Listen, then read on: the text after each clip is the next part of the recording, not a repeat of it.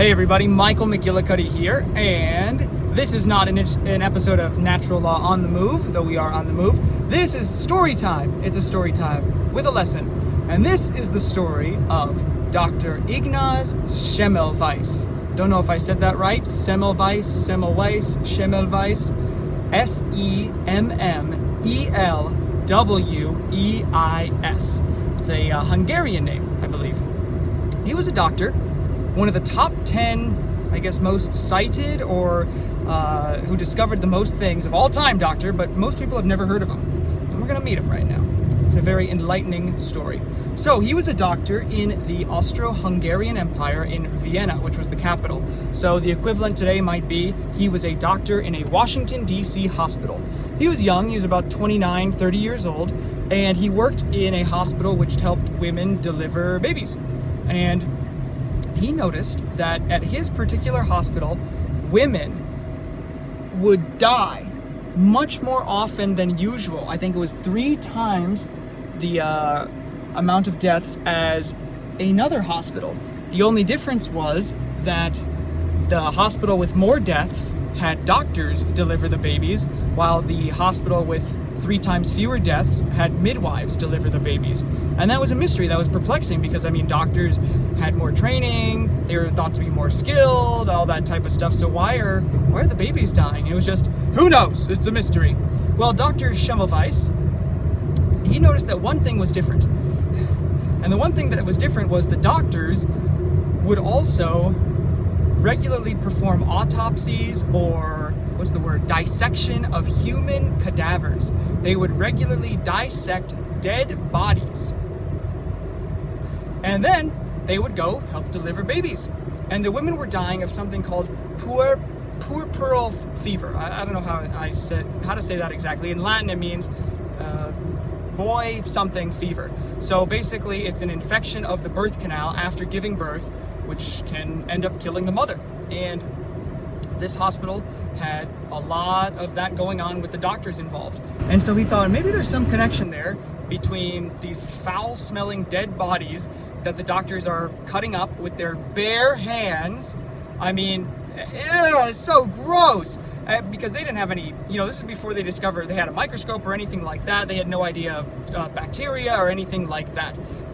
So they were going in gloveless and cutting up these dead bodies, and then right after that, going to help these poor women deliver their babies, and a lot of them were dying. And so he said, hey, doctors, at this hospital, you should wash your hands. After you cut up these dead bodies with your bare hands, wash your hands in chlorinated lime solution. Probably, I don't know why he picked chlorinated lime, but probably, he realized that this stuff kills a lot of stuff, so maybe if there's anything bad on your hands, it will kill the bad stuff. And he made these doctors do it at this hospital, and wow, the deaths went down. It was a miracle. The deaths went down. And so, you know what happened? He was punished for it. He was criticized so severely because he went against the doctors. The doctors could not be infecting these women. Doctors are gentlemen. Doctors heal people. They don't kill people. Doctors cannot be blamed. You are crazy, Ignaz Semmelweis. You are a freak. You are a crazy idiot. Nobody listened to you. Even though he already demonstrated that his method worked. The midwives in the other hospital, they weren't cutting up any dead bodies with their bare freaking hands. And he demonstrated after the doctors washed their hands that the deaths went down. But other doctors around the empire could not take that. We're going to notice this is a big freaking, pattern. Doctors' egos are quite large, in fact, and they can never be wrong. Actually, a lot of things they don't know for sure, but they'll never say that, and they'll never admit that to you, because they'll always be sure. You pay them big money, you're not going to pay them big money if they say, well, actually, we don't know. So, Dr. Ignaz Semmelweis was ridiculed, pilloried, just totally, his name dragged through the mud for his achievement and saving all these women's lives. That was his reward from these other doctors. So remember that in today's time. And what happened to Dr. Semmelweis, he eventually had a nervous breakdown after trying to defend his name for so long and answer all these criticisms that were totally unfounded. And he was sent to a mental institution, forced into one, and he died. Some guard beat the shit out of him, and he died of a wound that got gangrenous and killed him. I mean, completely awful. It's horrible. It's heartbreaking. Totally heartbreaking what happened to this guy.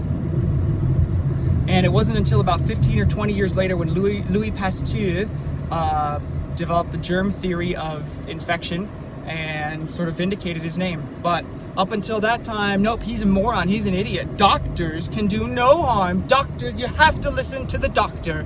So remember that today during this coronavirus false flag bioweapon experience. And just know that doctors have been wrong in the past and they'll be wrong in the future. They're not God. It's best to be your own doctor, as troublesome as that may sound. But really, only you will care about you more than any other person. You will care about yourself more than any other person and do probably things that will keep you safe.